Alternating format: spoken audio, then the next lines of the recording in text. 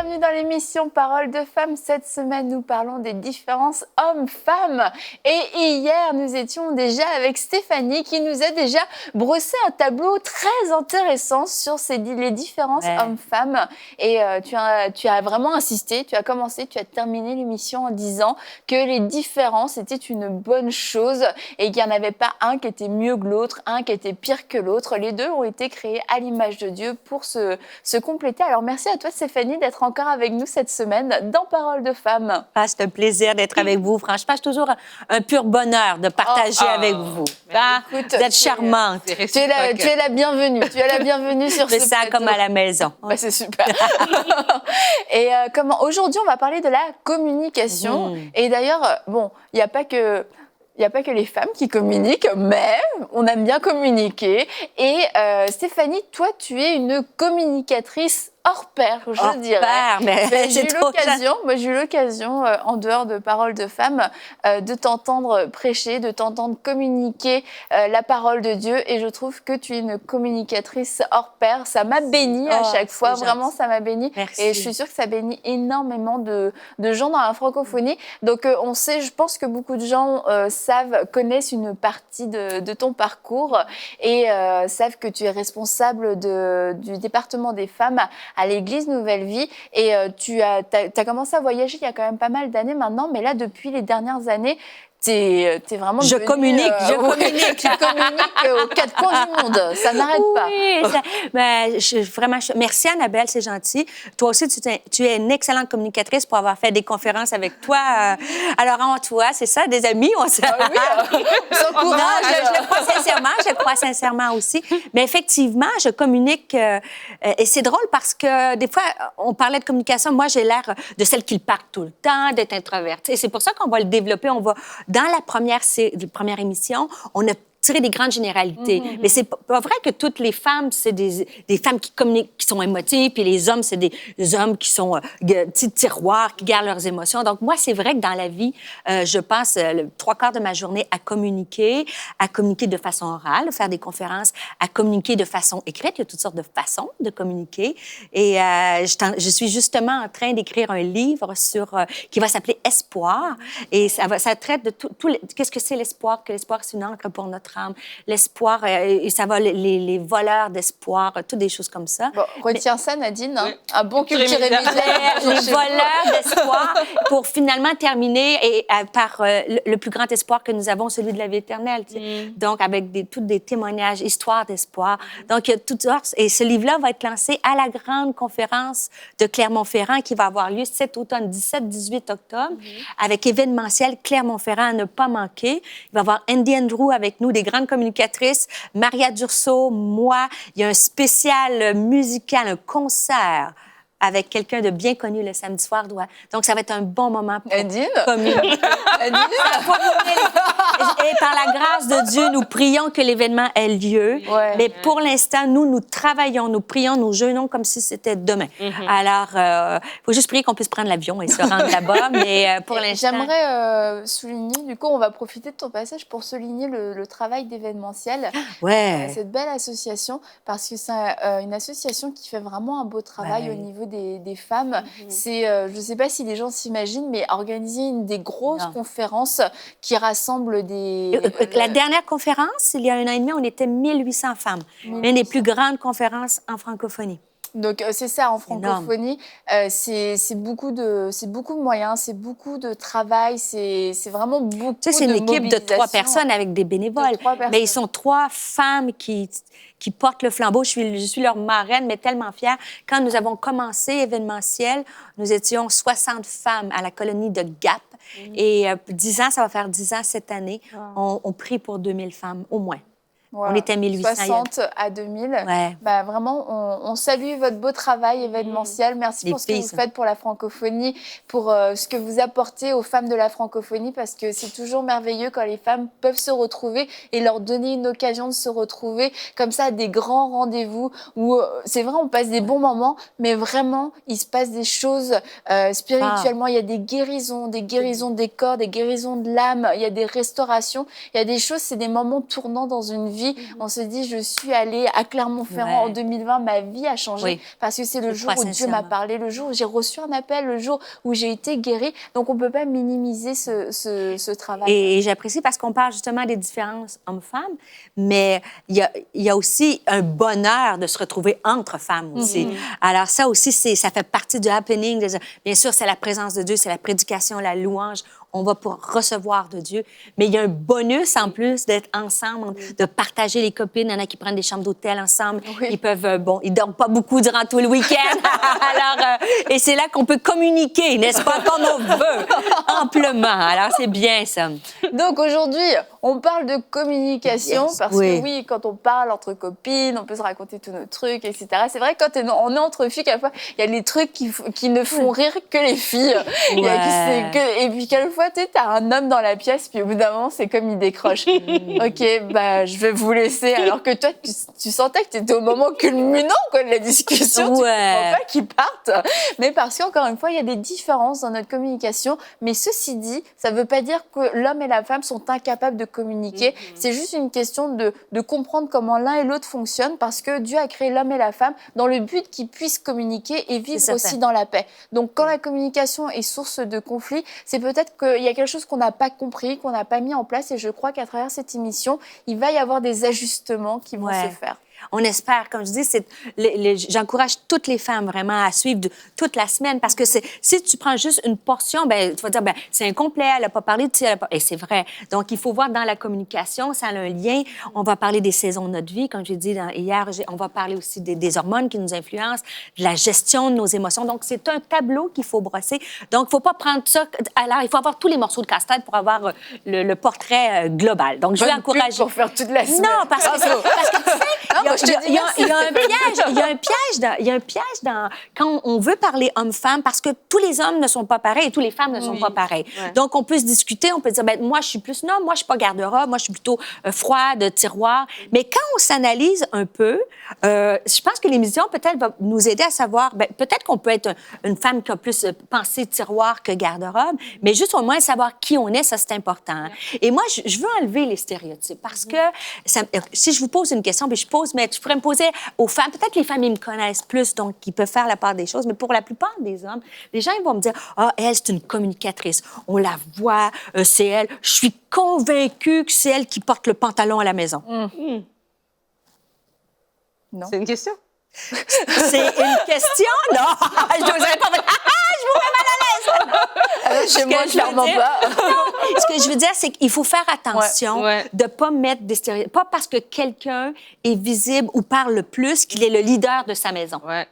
Tu comprends? C'est complètement différent, ça. Et moi, c'est drôle parce que chez moi, on a des fonctions tout à fait standards. Donc, on n'a pas de cette compréhension de la différence et de l'égalité. C'est-à-dire que mon mari m'appuie dans mon ministère à 100 il est avec moi. Et moi, je suis à fond avec lui dans son ministère.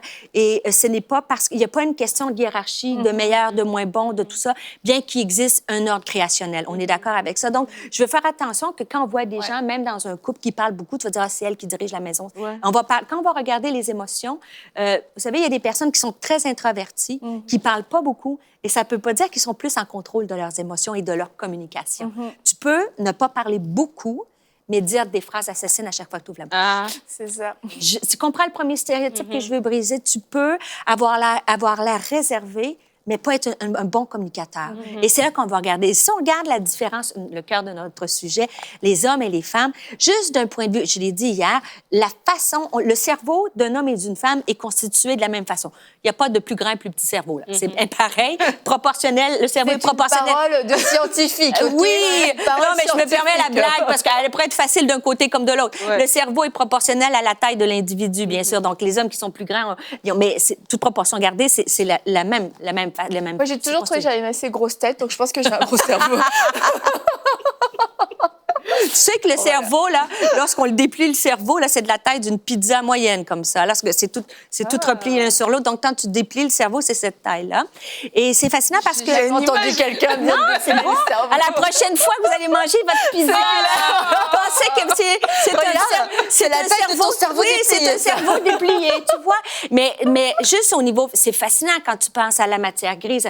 Le cerveau est une des plus grandes preuves scientifiques du Dieu créateur. C'est d'une précision. Juste quand vous pensez à les ondes qui peuvent... La prière, l'âme qui est dans le cerveau, tout ça, c'est fascinant. Mais ce qui nous intéresse, c'est de voir au niveau de la communication. Les femmes vont utiliser l'hémisphère gauche de leur cerveau qui est relié à la parole. C'est pour ça, et l'homme va utiliser l'hémisphère droit, donc qui est le côté plus logique et qui parle moins. Et ce qui découle en fait, comme je dis, le cerveau est constitué de la même façon, mais puisque nous travaillons plus avec le côté gauche, on va parler plus fréquemment que les hommes. Et ça se prouve statistiquement, les femmes disent par jour 7000 mots en moyenne et les femmes disent... les femmes, 7000 mots, merci, et les hommes, 3000 mots. Donc, dans les faits, mesdames, nous parlons 2 fois plus que les hommes. Voilà, ça, c'est un fait établi. C'est un fait établi. Je ne sais pas si c'est chez vous, c'est comme ça. Est-ce que c'est... Ah oui, c'est clair. C'est comme ça? Moi, peut-être, je ne sais pas. C'est pas un sport. Et c'est pour ça que je dis qu'il ne faut pas faire de généralité. Moi, j'ai 2 garçons. Donc, j'ai un garçon qui est plus comme son papa, qui parle moins, et j'en ai un autre qui parle tout le temps. Autour de la table, tu peux pas placer une phrase. Donc, j'imagine qu'avec son épouse, ça va être la même chose. Et lorsqu'on parle de communication, si je parle un peu des échanges, les femmes, on a dit, échangent des émotions, rappelez-vous, et les hommes échangent de l'information. Et c'est fascinant parce que moi, quand j'étais... un moment chaud de la vie. Quand j'ai accouché, tu me faisais rappeler ce moment-là. Quand j'ai accouché, moi, j'exprimais des émotions, de la douleur. On sait, c'était normal. Et comme je dis, moi, j'ai accouché le 31 décembre, OK? On va aller voir émotion et action, raisonnement. Donc, le 31 décembre, je suis entrée à l'hôpital le 29 décembre et j'ai été en travail... Comprend, 29 décembre, 31 décembre. Oui, voyez-vous, donc, j'ai 32 heures derrière moi et le médecin arrive et dit « Madame, voulez-vous attendre pour être le bébé de l'année? » Pour accoucher le 1er janvier. Pour accoucher le 1er janvier du 31. Et là, moi, j'étais au summum de mes émotions, tu vois. Et là, j'ai dit... Et mon mari dit « On pourrait le considérer quand même. » Tu vois, l'action... Pourquoi il le considérait? Pourquoi il le considérait? Parce que, oui, exact. Moi, je saute les étapes. Tu as raison. Parce qu'au Québec, je ne sais pas si c'est partout en Europe ou au Québec, lorsque tu accouches le 1er janvier, tu as une exemption d'impôt.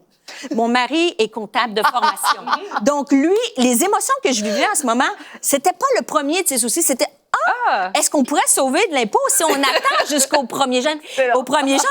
Et moi, j'ai exprimé mes émotions. J'étais en douleur et j'avais dit au médecin, j'en peux plus, trouvez-moi, parce qu'on cherchait un anesthésiste, j'avais pas eu de péridurale, et j'ai dit, sortez-moi le bébé. Puis là, on dit des choses complètement folles. N'importe quel orifice, le nez, les oreilles. Alors, toi, je communiquais, et lui, il était dans son raisonnement, et tout le long, avant tout ça, même, il me disait, qu'est-ce qu'on va faire avec ça? Est-ce que tu as faim? Voyez-vous, il y a une différence dans nos émotions. Et mettez ça dans une situation où vous êtes en crise, c'est encore pire. J'aime trop cette histoire. J'imagine juste trop. Si on attendait, t'imagines les impôts? Voyez-vous un peu la différence? Si on attendait les impôts, la raison a pris le dessus sur l'émotion. Mais finalement j'ai accouché le 31 décembre. Et quand on parle de communication, pour certains, ça a l'air plus facile que d'autres de communiquer. L'expérience aussi, on développe des choses. Mais juste quelques petites clés, tu vois. Je fais un petit exemple. La femme, elle va dire à son mari, mettons que vous vivez une situation difficile, tu dois aborder soit au niveau des enfants, au niveau il y a une difficulté, au niveau du travail. Tu dis, chérie, parle-moi, il faut que je te parle. Puis l'homme, il va dire, de quoi tu veux que je parle? Et c'est ça Et là, il va dire, il faut parler. Et le gars, il va dire souvent, qu'est-ce que j'ai fait encore? Quand tu dis à ton mari, il faut que je te parle, êtes-vous d'accord? Chez vous, je ne sais pas c'est comment, mais ça leur fait peur de commencer une discussion. Est-ce que chez vous, c'est comme ça? C'est Nadine qui a peur quand on lui dit ça. Nadine, il faut qu'on parle. Dis-moi tout de suite de quoi tu veux qu'on parle. Est-ce que c'est toi? C'est comme ça que tu te sens? Moi, je me dis, dis-moi tout de suite. Dis-moi pas, on va pas se parler plus tard. Dis-moi maintenant de quoi tu veux qu'on parle. Et toi? C'est la curiosité, Nadine. Est-ce que c'est parce que ça te fait peur? Ben, j'aime pas le suspense. Ouais, c'est ça. Là, c'est de la curiosité. Et toi, chez toi, Annabelle? Oh non, ça... Faut qu'on parle, on parle. Non, ça fait juste peur à ma fille, ça, ce genre de... Là, je parle pas de la communication mère-enfant, ça, je suis d'accord avec toi. Mais la chose c'est que pour un homme, si on ne peut pas résoudre le problème, Ça sert à rien. ça sert à rien. Donc, ça serait bien qu'on se dise, OK, on peut peut-être pas résoudre le problème, mais en parler, on peut trouver des solutions. Donc, voyez-vous, c'est une des premières clés. Il y a entre exprimer ses émotions et la raison. Mais il faut savoir que c'est extrêmement important de pouvoir le dire. Je veux parler aussi de la communication. Vous savez, la sexualité qui... Mon amie Rachel Dufour est de loin une experte par rapport à moi, mais je pense que c'est difficile de parler de communication homme-femme sans parler de sexualité, parce que c'est une forme de communication dans un couple. Et pour aider à comprendre la pudeur les hommes, ils ont une pudeur de parler des émotions, puis des fois, nous, ça nous dérange. On aimerait plutôt aborder, être capable de discuter de nos peines, de leurs peines, de ce qu'ils vivent, de tout ça. Mais pour mieux comprendre, je sais pas chez vous, là, je regarde personne, alors vous n'êtes pas obligé de répondre, n'est-ce pas? On a dit, sens-toi bien à l'aise, si tu veux répondre. Non, mais C'est le moment que je vais regarder ta caméra. Elle est juste là. Ceux qui me connaissent savent très bien que je ne suis pas dans mon champ d'expertise. Par contre, j'ai une femme d'expérience, c'est-à-dire qu'il y a la femme, au niveau de montrer son corps, au niveau de communiquer, au niveau de la sexualité, il y a une pudeur qui se compare à la pudeur de l'homme pour les mots. Tandis que l'homme s'exprime bien, c'est un mode de communication, la sexualité, où il va exprimer ses émotions. Donc, je trouve que c'est important de... Je pense que c'est vraiment bon de faire ce parallèle, d'avoir une pudeur de l'âme qui, quelquefois, est plus difficile à comprendre. Mais c'est vrai qu'on peut, de la même façon, avoir une pudeur physique et qui peut être difficile à comprendre de la part du mari, là, si on parle des différences hommes-femmes. Et je pense que c'est bien parce que, d'un côté, quelquefois, les femmes sont peut-être plus fortes, c'est vrai, à communiquer des émotions, mais quand elles-mêmes, elles voient leurs faiblesses dans d'autres domaines, elle dit « Ah, c'est ça que tu ressens. » Et c'est là qu'on peut sortir les mots. Voilà. Je te comprends. Je te comprends. Et ça fait toute la différence. Si l'homme et la femme, premièrement, si on comprend nos différences, sans faire de grands stéréotypes, mais quand même, émotion, raison. Je pense que ça, il y a une base qui est là. Si ça nous aide à moins juger l'autre, et je juge moins l'autre et je me sens moins comprise. Oui. Donc, on parlait d'admiration, valorisation et je te comprends. Et ça, pour moi, le parallèle, c'est de le voir au niveau de l'intimité. Exactement ce que ça résume, c'est que si moi, j'ai une pudeur au niveau sexuel, c'est comme le Seigneur me disait, tu peux comprendre que ton mari, il a une pudeur au niveau de son âme. Puis c'est aussi important de respecter ça. Et souvent, les femmes, on va bousculer un peu. Pourquoi et ça va susciter un braquage, comme on a dit hier. Donc, dans les deux cas, c'est important. Puis je vais vous le pousser un peu plus loin. Je pense qu'il y a des femmes de tous les âges qui... Oui. Et quand on parlait de communication, je sais pas, moi, ma communication s'est améliorée, j'espère, comme oratrice, ça, je le souhaite bien, mais même dans ma communication de femme à travers les saisons de la vie. Et on va glisser tranquillement vers il y a différentes saisons dans la vie d'une femme et il y a différents changements qu'il y a. Je sais pas, moi, quand j'avais l'étape du célibat, quand tu as 18 ans, moi, j'étais volubile, j'étais peut-être même un peu maladroite des projets. Donc, ma communication était différente. Jeune mariée, la communication, quand je dis jeune mariée, je dis autour entre 20 et 30 ans, là, tu vois, les gens se marient un peu plus tard. Mais lorsque tu as des enfants, tu ne communiques pas de la même façon que quand tes enfants sont partis de la maison. Et ça, c'est important de le noter. Dans la saison de notre vie, quand les enfants tournent autour, que tu arrives de travailler, il faut que tu fasses des repas, c'est difficile de dire « Chérie, mets des mots sur les mots. » On est d'accord? Là, chérie, là, il faut juste que tu m'aides à faire le repas, à faire ci, on va coucher les enfants. Ouais. Et ça, c'est un piège parce que si on ne pose pas les bases de la communication, de se respecter le temps, le moment, je te comprends. Tu sais, écrivez-le, puis de dire, OK, là, c'est peut-être les enfants, mais quand on va se coucher le soir ou le matin tôt, il faut garder c'est prioriser ces moments de communication-là. Parce que les enfants, des fois, on se perd de vue. Vous êtes jeunes, vous, là, vous êtes... mais il y a une saison... Moi et mon mari, on entre dans la saison, je dis les jeunes mariés, après ça, tu as jeune maman, tu as tout ça, et après ça, tu as la saison du nid vide. Mais le nid vide, là, écoute, moi, au début, je me disais, ça donne... Tout ça, peut-être il y a des femmes à la maison qui vont se... Moi, quand mes enfants étaient petits, je me disais, hey, quand mes enfants vont partir de la maison, je m'en remettrai jamais. Oh non, je sais pas, vous autres, vous avez juste hâte qu'ils... Mais moi, je me dis, c'était... Non, tu vois l'idée, hein? Donc, moi, je vis ça, je me disais, ah, quand il était tout petit, non, mais comment je vais faire? Seigneur, je vais avoir vraiment besoin que tu viennes me... Tu sais, que de le faire confiance, puis tout ça. Puis arrive une saison quand c'est bien fait, parce que quand ils ont un certain âge, tu te dis, mais quand est-ce qu'ils vont quitter la maison pour qu'on... Et finalement, mais... T'es presque... C'est un mixed feeling. T'es content quand ton enfant quitte la maison, quand mon fils est parti, mais en même temps, il y a quelque chose d'épeurant de se retrouver face à face avec ton mari. Et si t'as pas une communication verbale, souvent, ça va affecter la communication sexuelle. Parce qu'entre vous et moi, si ton mari te dit pas « je te comprends » et que tu n'as pas ce sentiment-là, c'est difficile. Ça influence la sexualité. Donc, les deux communications doivent être nourries. Et si on ne les nourrit pas, on arrive dans une saison où on est toutes les deux et au lieu d'en profiter, on n'a pas su remplir ce fossé-là. Et là, j'ai une question pour toi. Oui. Parce que je sens une femme... J'ai une question, docteur, vas-y. Qui se dit justement, pendant le temps où les enfants sont petits, où les enfants prennent toute la place après, tu as le travail, tu as tout ceci, pour comment faire pour se maintenir, pour justement, quand on arrive, que les enfants sont partis, on n'est pas deux étrangers, deux colocataires dans la même maison. Oui. Et écoute, c'est tellement une question pertinente. C'est une question... Il faut le mettre... Ça a l'air un classique. Tout le monde le sait, OK? Mais personne ne le fait. Donc, c'est pour ça que je veux le répéter. Les choses... des fois, on cherche des grandes révélations, mais des fois, c'est une simple révélation qu'on met en application. Donc, il faut le prioriser. Moi, les gens vont dire, tu as une vie active, qu'est-ce qui fait que tu peux accomplir tout ça?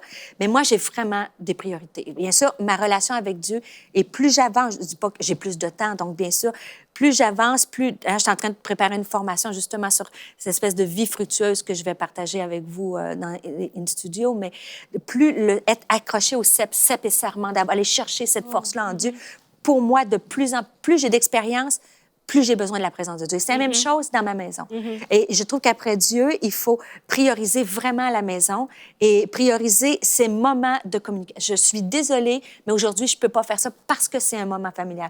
Et en toute honnêteté, moi, mon mari et moi, on l'a manqué, ça. Pendant des grandes effervescences, impliqués à l'Église, beaucoup, impliqués dans le ministère. On n'est pas les seuls. Je parle de notre vie à nous. Et il y a des fois qu'on aurait dû dire, non, je suis désolée. Je crois que les jeunes, votre génération, c'est plus facile pour vous. Je ne sais pas. En tout cas, nous, si c'était à refaire, il y a des choses que je ne ferais pas. J'ai perdu des beaux moments. J'ai perdu des beaux moments. Merci Seigneur. On peut toujours recommencer avec Dieu, on peut toujours reprendre. Mais si vous êtes une jeune maman, un jeune couple, une jeune famille, mettez la priorité, la communication. Ces moments, ils ne reviennent pas. Puis comme tu dis, on peut reprendre, mais c'est plus compliqué. Parce que, tu vois, demain, on va parler des changements hormonaux. À travers ça, en plus, on vit des saisons de vie de femme. Et lorsque tu arrives dans on parle de sexualité, la sexualité à la ménopause n'est pas la même que quand tu es t'es un jeune couple marié. Donc, si en plus, physiologiquement, tu as un défi, puis que tu n'as pas de communication, bien, la chose la plus facile, c'est de un peu laisser tomber le couple. Donc, si j'ai un conseil, c'est, bien sûr, c'est la priorité, mais priorité pas juste en théorie. Il faut le faire. Il faut de dire, cette journée-là, elle nous est consacrée. Cette journée-là. Des fois, c'est 1 heure. C'est ce moment-là de parler. Tu sais, des fois, on sait, la Bible dit de ne pas se coucher sur notre colère. Bon, mais on n'est pas obligé de parce qu'on est choqué. Il y a aussi... moi, ce verset-là, c'est pas ce qu'il dit, mais c'est la pensée derrière. Il faut essayer de ne pas se coucher en disant on s'est négligé encore aujourd'hui. On s'est négligé encore. Parce qu'après une semaine, c'est comme... notre illustration est peut-être plus facile à comprendre pour les gens du Québec quand on a la glace. Vous savez, c'est quoi? Peut-être pour des gens, c'est plus difficile à comprendre, mais vous allez voir, quand la glace, elle est mince, tu vois, on peut casser cette glace-là. Mais quand on ne priorise pas la communication et verbale et sexuelle, la glace s'épaissit. Et là, tu arrives pour la casser, pour arriver à l'émotion la plus profonde, mais tu n'es plus capable, tu t'es perdu de vue.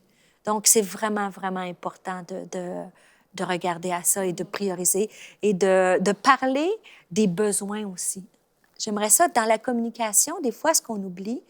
Avez-vous déjà demandé récemment à votre mari qu'est-ce qui te fait plaisir?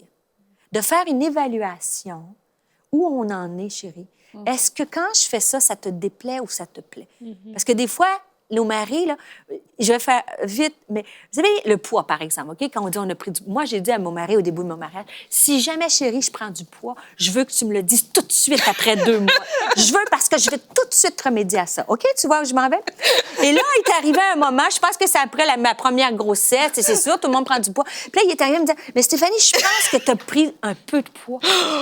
Mais j'ai dit, c'est épouvantable. Non, mais tu peux pas me dire des choses comme ça, tu vois? Donc, et lui, moi, je lui avais donné carte blanche de dire ces choses-là. Mais dans le fin fond, pas qu'il me dise ça comme ça. On est d'accord? Oui. Donc, D'accord. je pense que, tu sais, si on résume la communication, on a parlé d'admiration, on a parlé de « je te comprends », on a parlé de pudeur émotive pour les hommes, pudeur physique pour beaucoup de femmes, pas toutes les femmes, mais pour certaines. Et on a parlé de priorité, j'aime bien le résumer.